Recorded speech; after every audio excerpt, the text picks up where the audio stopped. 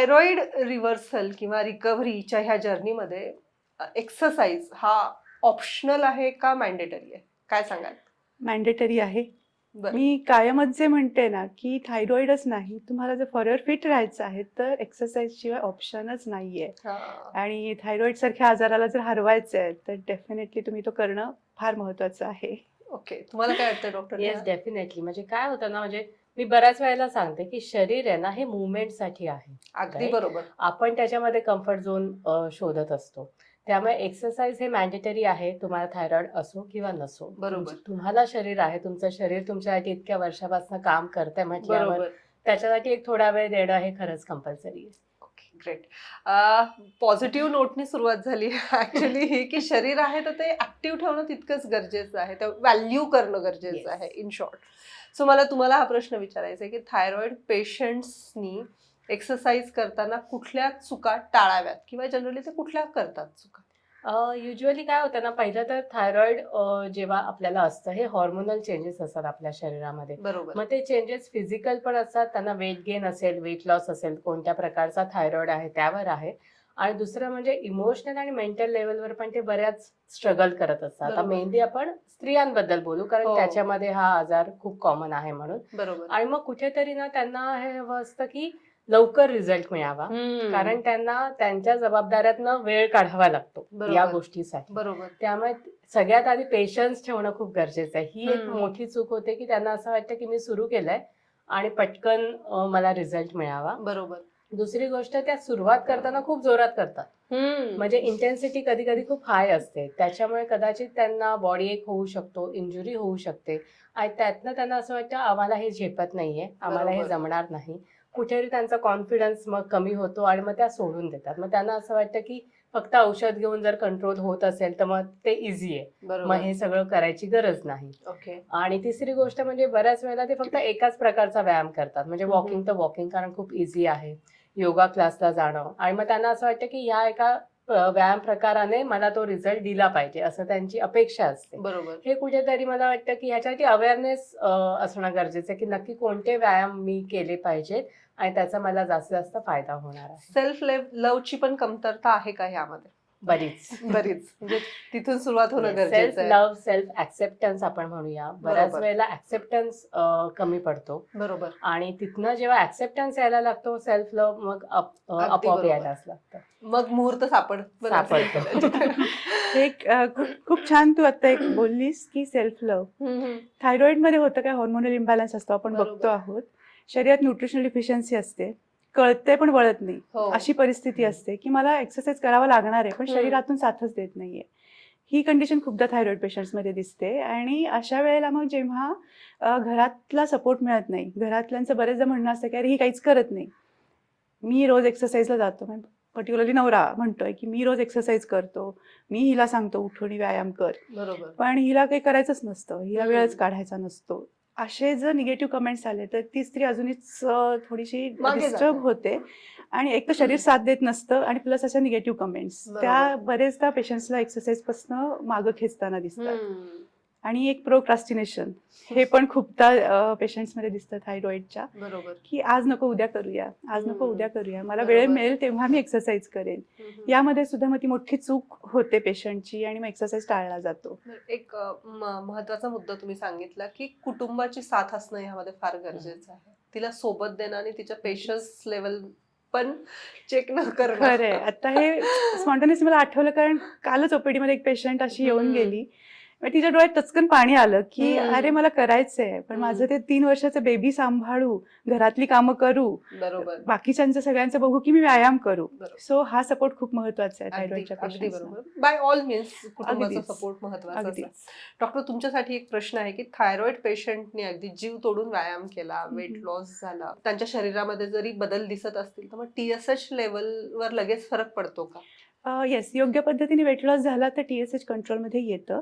पण जसं मॅडम म्हणाल्या ना की थायरॉइड पेशंट्समध्ये पर्टिक्युलरली एक्सरसाइज सुरू केल्या केल्या लगेच रिझल्ट पाहिजेत ही अपेक्षा करणं चुकीचं आहे.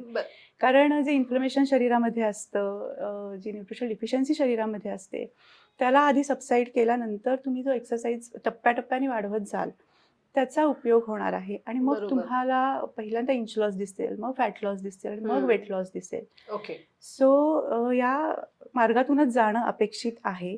त्यामुळं ती फेज येईपर्यंत माझं लगेचच वेट लॉस होईल आणि माझं लगेचच TSH कंट्रोलमध्ये येईल अशी अपेक्षा न करता कन्सिस्टन्सी महत्त्वाची आहे. रेग्युलरली तुम्ही एक्सरसाइज करा, डाएट फॉलो करा ओके. आणि योग्य पद्धतीने तुमच्या TSH लेवल्सला कंट्रोलमध्ये पण आणा. साधारणतः जर अशी सुरुवात जसं तुम्ही म्हणताय हम्म. कन्सिस्टन्सी असेल हो. किंवा व्यवस्थित चालू आहे त्यांचं डाएट हे रुटीन हो. व्यायामाचं रुटीन जर व्यवस्थित बसलं हम्म, असेल हम्म, हम्म. तर साधारणतः किती दिवसांमध्ये रिझल्ट दिसायला सुरुवात होते? विदिन 1 to 2 वीक मध्ये तुम्हाला सिग्निफिकंट रिझल्ट दिसतात. इंच हो, लॉस very लगेचच good. दिसायला लागतो. Very good. वेट लॉस साठी साधारण 3 वीक्स तुम्हाला द्यायला लागतील. Okay. सिग्निफिकंट काटा हल्लेला दिसेल हम्म. त्यासाठी. आणि जसं आपण म्हणतो की डाएट हा खूप महत्त्वाचा पिलर आहे. डाएट हम्म. केलाच पाहिजे.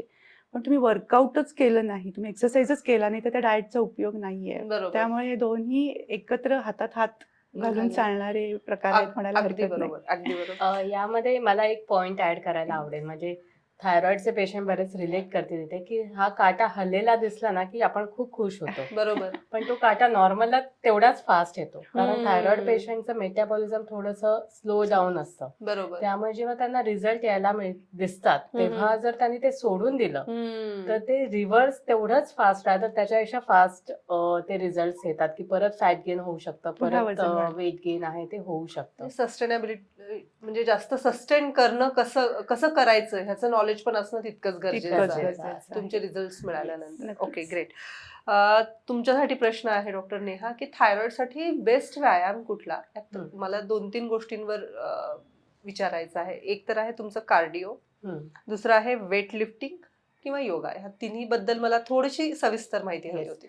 आता हे तिन्ही व्यायाम प्रकार जे आहेत ना या प्रत्येकाचे बेनिफिट्स आणि त्याचे लिमिटेशन हे थोडे वेगवेगळे असतात. बरं. आता समजा आपण कार्डिओ एक्सरसाइजेस बद्दल घेतलं म्हणजे काय तर ते तुमचं स्टॅमिना वाढवणार आहे.